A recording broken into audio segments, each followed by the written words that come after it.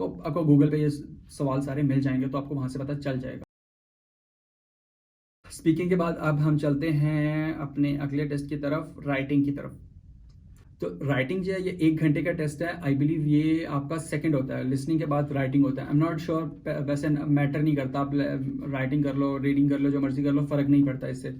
फिर खैर आप राइटिंग टेस्ट पे आते हैं। राइटिंग टेस्ट 1 घंटे का टेस्ट होता है। इसके अंदर आपसे 2 चीज़ें लिखवाई जाती हैं। आपके पास 2 टास्क होते हैं, टास्क 1, टास्क 2। टास्क 1 के लिए आपके पास 20 मिनट्स होते हैं, टास्क 2 के लिए आपके पास 40 मिनट्स होते हैं। टास्क 1 की बात करते हैं। यार ये भी बड़ा प्रिडिक्टेबल टेस्ट है। ये भी मैं आपको बताता हूँ ये कैसे प्रिडिक्टेबल टेस्ट है। इसकी भी आप बहुत तैयारी करके जा सकते हो। देखो टास्क 1 में ना ये आपको कुछ दे देंगे, फ्लो चार्ट्स दे देंगे, पाई चार्ट दे देंगे, कोई इमेज देंगे, कोई डाटा देंगे, ठीक है। उस डाटा को आपने एनालाइज करना है। लेट्स से एक बेसिक एग्जांपल लेते हैं। फ्लो चार्ट है और ईयर्स के हिसाब से वाई एक्सिस पे ईयर्स दिए हैं 2010, 11, 12, 13, 14, और एक्स एक्सिस के ऊपर आपको कंट्रीज दिए हैं, USA, China, Canada and Pakistan. और डिफरेंट हर साल की डिफरेंट है। जैसे यूएसए की पहले कम थी, बाद में 4 साल का डाटा है हमारे पास, बाद में बढ़ती गई। आखिरी 3 सालों में यूएस ने सबको लीड किया। पाकिस्तान की पहले साल सबसे कम थी, आखिरी साल में पाकिस्तान ने सबको फिर कम रखा। Sorry but it's true, you know that. Pakistan की फिर सबसे कम है, तो आपको पता है पाकिस्तान की सबसे कम है। कनाडा और चाइना मैंने जिक्र किया था ना, इनकी आपस में फ्लक्चुएट कर रही है। लेट्स से एक साल कनाडा ऊपर है, एक साल चाइना ऊपर है, और अगले साल कनाडा फिर ऊपर है, चाइना नीचे है, चाइना ऊपर है, कनाडा नीचे है। That's the data given. मैं अभी कैसे एक्सप्लेन करूँ, तो ये सिंपल सा डाटा दिया हुआ है। टास्क 1 में आपने क्या करना है, 20 मिनट्स में आपने ये लिखना है कि भाई ये डाटा गिवन है। पहले आप ऑब्जेक्टिव लिख दोगे। ऑब्जेक्टिव, अब देखो आपका टास्क 1 है, आपने इस चीज़ को एक्सप्लेन करना है। इसको आप 3 सेट्स में डिवाइड कर लो टास्क 1 को। आपका एक ऑब्जेक्टिव होगा और इंट्रो सॉरी कर लो, ऑब्जेक्टिव कर लो, इंट्रो होगा, उसके बाद आपकी डिस्कशन होगी, और तीसरे पे आपकी कंक्लूजन होगी। ये 3 पैराग्राफ्स लिखोगे आप, ठीक है। पहले पैराग्राफ में आप लिखोगे, आपको पाई चार्ट दिया हुआ है। लेट्स से अगर बात करें, I have been given a pie chart that consist of yearly data 2001, 2, 3, 4, 5 and against countries name USA, Canada, Pakistan, England, whatever the countries are. ये आपका 2 लाइंस में आपने सिर्फ ये बता दिया कि आपको दिया क्या हुआ है। ये ऑब्जेक्टिव हो गया। डिस्कशन में आप आओगे, US was not leading in the first year in 2011, let's say, but US was on the top in 2015. Pakistan remained constant at the bottom line in all the years. I can see fluctuations in Canada and China's results. सिर्फ आप ये discussion में बताओगे। आपकी discussion ये आपने 150 words लिखने हैं। 150 वर्ड्स हार्डली एक पेज भी नहीं बनता। ये आप एक पैराग्राफ में डिस्कशन करोगे कि आपको नजर क्या आ रहा है, रिजल्ट्स ऊपर नीचे, किसका ऊपर है, किसका नीचे है, किसका कम हो रहा है, ज्यादा हो रहा है, बस ये बताओगे। कंक्लूजन में आप ये कर दोगे कि भाई at the end USA is on the top, Pakistan is the bottom one, and that's it.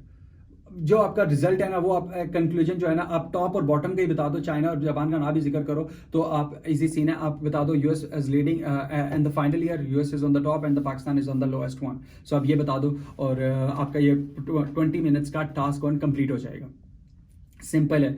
आपने इसकी प्रैक्टिस कैसे करनी है, आपको इसके क्वेश्चंस आपको गूगल पे बहुत मिल जाएंगे, यूट्यूब पे भी मिलेंगे। पहले यूट्यूब पे देखना, 2-3 क्वेश्चंस यूट्यूब पे देख लेना, उनके देखना उन्होंने आंसर्स कैसे बिल्डअप किए हैं और क्या वर्ड्स वो यूज कर रहे हैं। तो बस आपने यही काम करना है। आपने स्ट्रक्चर बना लेना है कि भाई मैंने जाते ही उसका पहले ये लिखना है, पहले इंट्रो लिख देना है, फिर डिस्कशन करनी है, कंक्लूजन करनी है। आपके लिए आसान हो जाएगा। आपके स्टेप्स में आपने डिवाइड कर लिया अपने आंसर्स को। ये बात होगी, और आपको वहां पे वर्ड्स मिल जाएंगे, और इसकी आप 5 से 6 बार प्रैक्टिस करोगे, टास्क 1 इजीली हो जाएगा। फिर सेकंड टास्क आता है। सेकंड टास्क थोड़ा लेंथी टास्क है, 250 वर्ड्स का, ठीक है। और इसके लिए आपको 40 मिनट्स दिए जाते हैं। आखिरी 10 मिनट आप हाफ एन आवर में कर लेते हो, आखिरी 10 मिनट आप अपनी रीचेकिंग में लगा सकते हो। सेकंड टास्क इज अबाउट ऐसे, आपको सेकंड टास्क में एक लाइन दे दी जाती है, या एक डिस्कशन का टॉपिक दे दिया जाता है, या फिर कुछ भी ऐसे क्वेश्चन पूछ लिया जाता है। अगेन वही पैटर्न कर लो। आप इंट्रो लिखो, आपको दिया क्या हुआ है, उसके बाद आप प्रॉब्लम लिखो, आपको नजर क्या आ रही है, उसका सोल्यूशन लिखो, और कंक्लूजन लिखो। 4 पैराग्राफ बनाओ। आप इंट्रोडक्शन हो जाएगा, प्रॉब्लम हो जाएगी, प्रॉब्लम स्टेटमेंट करो, उसके कॉजेज बताओ, उसके जो भी मतलब आपको डिसएडवांटेजेस हैं वो बता दो, और आप फिर उसका सोल्यूशन बता दो, और उसके बाद कंक्लूजन कर दो। या फिर आप इस तरह कर सकते हो, इंट्रोडक्शन, डिसएडवांटेजेस, एडवांटेजेस, कंक्लूजन। आप अपने दिमाग में एक स्ट्रक्चर बना के चले जाओ कि मैंने ऐसे जो भी मुझे टॉपिक आएगा इन बेसिस के ऊपर मैंने ऐसे लिखना है। आप इसकी प्रैक्टिस आप गूगल पे, आपको यूट्यूब पे वीडियोस मिलेगी, वो देखो, उससे आपको आइडिया होगा कि अच्छा इस तरह मैं ऐसे लिखूं तो इतना 8 मार्क्स कैसे होता है, और इसका आप स्ट्रक्चर कैसे बना सकते हो, वो स्ट्रक्चर बनाना भी आपको सिखाते हैं। आप जब आपके दिमाग में स्ट्रक्चर पहले ही बना होगा ना, तो आप उसके हिसाब से लिखोगे, आपके ऑलरेडी 250 वर्ड्स हो जाएंगे। 30 मिनट्स में आपका आराम सुकून से कंप्लीट हो जाएगा। और आखिरी 10 मिनट्स में आप प्रूफ रीडिंग कर सकते हो। प्रूफ रीडिंग मस्ट है, दोनों केसेस में आप प्रूफ रीडिंग लाजमी करना, प्रूफ रीडिंग कर सकते हो, और उसके बाद आपका ये राइटिंग का टेस्ट कंप्लीट हो जाता है। राइटिंग के बाद चलते हैं हमारे रीडिंग टेस्ट पे। रीडिंग टेस्ट यार ये मैंने लास्ट में क्यों सेलेक्ट किया, इसकी वजह है यार ये थोड़ा सा मुश्किल होता है। इसके मुश्किल क्या होता है मैं आपको बताता हूँ, एक सेकंड मुझे दीजिएगा, ठीक है। अगेन आपका जो रीडिंग टेस्ट है ये 1 घंटे का टेस्ट है। इसके अंदर आपको 3 पैसेजेस दिए जाएंगे। जैसे हम लोग कॉम्प्रिहेंशन, याद हो आप लोगों के बचपन में हम लोग कॉम्प्रिहेंशन करते थे, कॉम्प्रिहेंशन आती थी, उससे रिलेटेड क्वेश्चन आते थे, हम वो क्वेश्चन लिख लेते थे। तो इस तरह 3 पैसेजेस होंगे, क्वेश्चंस उनके साथ दिए होंगे, आपने पैसेज पढ़ना है, क्वेश्चन पढ़ना है और आंसर दे देना है, ठीक है। अब इसमें ट्रिक पार्ट किधर है, इसमें इसका मुश्किल पार्ट किधर है। इसका सीन ये होता है कि 3 पैसेजेस है ना, पहला पैसेज बहुत ईजी होगा, सेकंड पैसेज उससे मुश्किल होगा, तीसरा पैसेज इन दोनों से मुश्किल होगा। इसमें टाइम मैनेजमेंट की गेम आ जाती है। टाइम मैनेजमेंट, आपने इस आइल्स के टेस्ट में टाइम मैनेज करना है। 1 महीने में आपने यही देखना है कि मैंने अपना आंसर लिखना कैसे है, उस आंसर को लिखना क्या है, और टाइम कैसे मैनेज करना है। ये 1 महीने की तैयारी है। मैंने रीडिंग को बहुत इजी लिया, मुझे लगा कॉम्प्रीहेंशन है भाई, इजी सीन है, मैं तो कर लूंगा भाई। कॉम्प्रीहेंशन पढ़ी, क्वेश्चन देखा, आंसर ढूंढा, लिख दिया। ऐसा नहीं है, that's not the case. The thing is उन्होंने आंसर डायरेक्टली नहीं लिखा हुआ। पहले पैसेज में आपको शायद डायरेक्टली आंसर मिल जाए, सेकंड में भी शायद मिल जाए, थर्ड में आपको नहीं मिलेगा डायरेक्टली आंसर। थर्ड पैसेज मुश्किल होता है। बाकी किस्मत पे अगर आपको आसान आ जाए, लेकिन मुश्किल होता है मोस्टली। आप देखोगे रीडिंग में लोगों के इतने ज्यादा नहीं आते। स्पीकिंग मैंने आपको बता रहा हूँ ना, स्पीकिंग अगर आप उस तरह तैयार करके जाओगे ना तो ज्यादा आ जाएंगे। राइटिंग के भी आप जिस तरह मैं बता रहा हूँ उस तरह तैयार करके जाओगे, इंशाल्लाह आपके ज्यादा आ जाएंगे। रीडिंग में आपको बहुत प्रैक्टिस चाहिए। आप रीडिंग की ज्यादा से ज्यादा प्रैक्टिस करो। मैं आपको रीडिंग की प्रैक्टिस सबसे ज्यादा रेकमेंड करूंगा, क्योंकि ये आपका बहुत टाइम कंज्यूमिंग है। इसमें आपके पास 2 चैलेंजेस हैं, एक तो आपको आंसर नहीं पता चल रहा होगा, आपको मिल नहीं रहा होगा, और दूसरा इसमें टाइम बहुत ज्यादा लग जाता है बंदे का। तो इसकी आपने कम अज कम, मैं आपको कहूंगा कम अज कम 40 से 50 पैसेजेस की प्रैक्टिस करके जाना। कम अज कम मैं कह रहा हूँ 40 से 50 पैसेजेस की रीडिंग में प्रैक्टिस करके जाना। ये मस्ट है यार। ये मैं आपको भाइयों वाली राय दे रहा हूँ, क्योंकि इसमें बंदे फंस जाते हैं, और इसमें अगर आपके मार्क्स कम आए तो फिर ओवरऑल स्कोर कम हो सकता है। तो मैंने ये गलती की थी, इसलिए मैं नहीं चाहता कि आप लोग ये गलती करो कि रीडिंग को इजी लो। रीडिंग को आपने ज्यादा लेना है, और रीडिंग एक ऐसा पार्ट ऑफ टेस्ट है जिसकी आप तैयारी करोगे तो आपके बाकी सारे की भी तैयारी ऑटोमेटिकली कहीं ना कहीं हो रही होगी।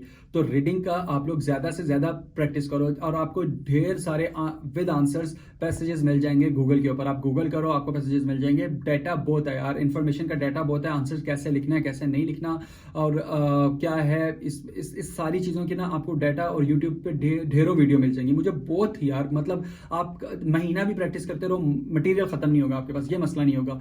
चैट जीपीटी की हेल्प ले सकते हो, उससे पूछो कैसे समराइज करें। आपने अच्छा करना क्या, फॉर लेट्स से आपके पास एक पैसेज है, आपने तीनों पैसेजेस को 20 मिनट्स में डिवाइड कर लेना है। वैसे मैं 20 मिनट्स में आपको नहीं कहूंगा, आप ऐसे करो, पहले पैसेज को आप डिवाइड करो 10 पे, पहले पैसेज को आप डिवाइड करो 10 पे, दूसरे पैसेज को 15 मिनट्स के ऊपर, तीसरे पैसेज को 25 मिनट्स के ऊपर। तो आई होप ये घंटा बनता हो। मेरा मैथ्स कमजोर है तो मुझे नहीं पता। इसको डिवाइड कर लो, ये घंटा बनता है लाइक 10, 15, 25, इट्स लाइक 15 मिनट्स। हाँ ठीक है, इस हिसाब से चलोगे एटलीस्ट आपके पास आखिरी 10 मिनट बच जाएंगे थोड़ा सा अपने लिए, मतलब थोड़ा लास्ट पैसेज पे फिर भी ज़्यादा टाइम लग ही जाता है। लेकिन पहला पैसेज बहुत आसान होता है, इसलिए मैं आपको चाहता हूँ आप उसको 10 मिनट के अंदर कर लो।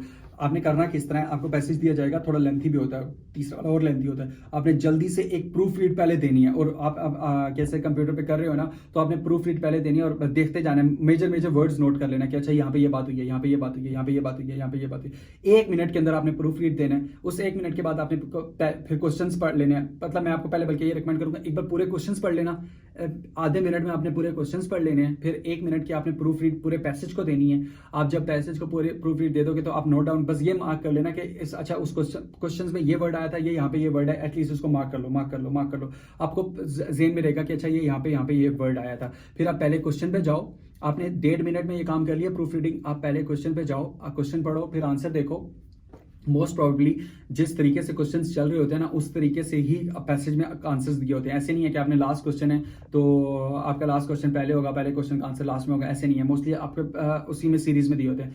पहला क्वेश्चन देखो, उसका आंसर देखो, आपको ढूंढो, आपको समझ के आंसर करना पड़ेगा। कितनी लास्ट पैसेज तो आपको खास तौर पर आपको उसके अंदर आपको डायरेक्ट आंसर नहीं मिलेगा, ये मैं आपको बता दूं, डायरेक्ट आंसर नहीं मिलेगा। आंसर नहीं मिल रहा, लेट इट गो, उस क्वेश्चन को छोड़ो, नेक्स्ट क्वेश्चन पे आ जाओ। आप बेशक अगर आखिरी 10 मिनट, मतलब आप 10 मिनट का चल रहे हो ना, 8 मिनट में आपका पैसेज कंप्लीट हो गया, तो you can go back to that question और you can look for it. अब आपको ज्यादा क्लियर आइडिया होगा कि ये आंसर मुझे कहाँ मिल सकता है, क्योंकि आप ऑलरेडी एक बार पैसेज पढ़ चुके हो, एक बार सारे आंसर ढूंढ चुके हो। अब आप एक बार आखिर में चक्कर लगा रहे हो, तो उम्मीद है आपको आंसर मिल जाएगा। क्वेश्चन पे रुकना नहीं है, ठीक है? रुके बगैर उसको मतलब स्टक हो गया ना, आपके टाइम बहुत लग जाएगा। तो मैं आपको ये बता दूं, ये टाइम देख के चलना पड़ेगा। पहला पैसेज 10 मिनट, दूसरा पैसेज 15 मिनट, तीसरा पैसेज 25 मिनट, ये आपका टाइम लगना चाहिए, इससे ज्यादा नहीं लगना चाहिए। तो क्योंकि तीसरा पैसेज वाकई मुश्किल होता है और उसके अंदर आप जितनी मतलब 2 या 3 ब्लैंक्स गलत करोगे तो आपका 0.5 गिर जाएगा स्कोर में। इस तरह का सीन होता है, तो आप वो देख लेना। तो इस हिसाब से होता है। तो रीडिंग की आप ज़्यादा प्रैक्टिस करो। उसके सबसे लिसनिंग सबसे आसान है, स्पीकिंग उसके बाद सबसे आसान है, क्योंकि इसके क्वेश्चन आपको पता है, इसके आंसर्स आपको पता है। आपने सिर्फ बोलना है जाके, आपने सिर्फ बोलना है जाके लिसनिंग के स्पीकिंग में। राइटिंग में प्रैक्टिस करके जाओ, अपना ऐसे का अपने जो एनालाइज करना है अपने डाटा, उसका सारा स्ट्रक्चर उसका बना के जाओ, बॉडी बना के जाओ। आपको पता हो कि आप ने क्या किस बात का क्या आंसर देना है, और आपको ये आसान हो जाएगा। एडवांटेजेस, डिसएडवांटेजेस, कंक्लूजन, ये जो 2-2, 3-3 लाइनों की भी हेडिंग्स आप लिखोगे ना, हेडिंग देनी नहीं है, लिखोगे ना तो आपको खुद ही क्या कहते हैं आइडिया हो जाएगा। दे भी देना, कोई फर्क नहीं पड़ता। तो दैट्स इट। आई होप मैंने आपके क्वेश्चंस को काउंटर किया हो। अगर इसके अंदर फिर भी कोई चीज़ है जो मैं मिस कर गया हूँ, तो please drop it down in the comment section, और you can reach me out on my Instagram. मैं इंस्टाग्राम अपना डिस्क्रिप्शन में नीचे लिख दूंगा। If you want me to make a video on any specific topic और किसी भी एकेडमिक को लेके, मैं एकेडमिक एरिया कवर करना चाहता हूँ, मैं अपने लाइक बैचलर्स को और जितने भी मेरे भाई लोग मेरी एज के हैं, मैं उनके लिए वीडियोस बना रहा हूँ ताकि उन्हें ज़रा हेल्प आउट हो जाए। और तो आपका कोई भी क्वेश्चन है, you can reach out to me, you can drop it down in the comment section and I will surely make a video on that. Apart from that, I hope so I covered everything, I think so, yeah oh या मेरा score रह गया, हाँ sorry. तो आइल्स दे लो यार, एक और बात बता दूंगा, आइल्स दे लो, आइल्स इंपॉर्टेंट है। इसके बगैर आपका एडमिशन यूएसए में नहीं होगा। प्लीज़ मुझे रीच आउट ये ना करो कि भाई आइल्स के बगैर हो जाएगा, तो नहीं यार, मैं तो आपको रिकमेंड नहीं करूँगा। और अगर आपको मेरी फ्री गाइडेंस चाहिए, अगर आपको मैं काउंसलिंग कर रहा हूँ एज एन, मेरे अभी 2 लोग मुझसे स्पेशल गाइडेंस ले रहे हैं आइल्स के ऊपर और अमेरिका के पूरे प्रोसेस के ऊपर। तो फॉर दैट गाइडेंस और for that specific information, detailed information, वो आप मेरे साथ सेशन बुक कर सकते हो। आप मुझे you can let me know, we can manage things out and will book a session together. Obviously it's paid by the way and we can discuss it out. खैर, apart from that, that's it for this video. Oh sorry again, I forgot मेरा score कितना रहा। तो यार, मैं कोई बड़ा topper नहीं हूँ, मैं कोई टीचर नहीं हूँ, मैं भी एक स्टूडेंट हूँ आपकी तरह। मैं अपना एक्सपीरियंस आपके साथ शेयर कर रहा हूँ। I have been through all these things, so I just wanted to share my experience with you so that you can take as much help as possible. So मेरा स्कोर भाई, मेरा overall जो band था वो था, any guesses? नहीं भाई इतना नहीं है। I am sorry. अच्छा, मेरा जो ओवरऑल बैंड था वो है 7.5। मेरे लिसनिंग में आए थे 8.5, मेरे स्पीकिंग में थे 8, मेरे राइटिंग में थे 6.5, मेरे रीडिंग में थे 7। तो ये मेरा स्कोर था। और राइटिंग और रीडिंग में मैं इसलिए मेरे कम थे क्योंकि मुझे लगता है मैंने प्रैक्टिस कम की थी, 1 हफ्ते में किया था। मुझे लगता है ज़्यादा करनी चाहिए थी। जितनी प्रैक्टिस ज़्यादा हो सके उतना ज़्यादा अच्छा है। आपको आती है इंग्लिश, फिर भी मैं आपको रिकमेंड करूँगा आप कर लो प्रैक्टिस, और अगर आपको नहीं भी आती तो 1 महीना बहुत है आपको ये टेस्ट क्लियर करने के लिए। Thank you so much for watching the whole video. I hope you liked it. I hope it was informative. And if you have any questions, just reach out to me. And I'm here to guide you for the US process. And that's it. Thank you so much. Have a good day. Take care. Bye.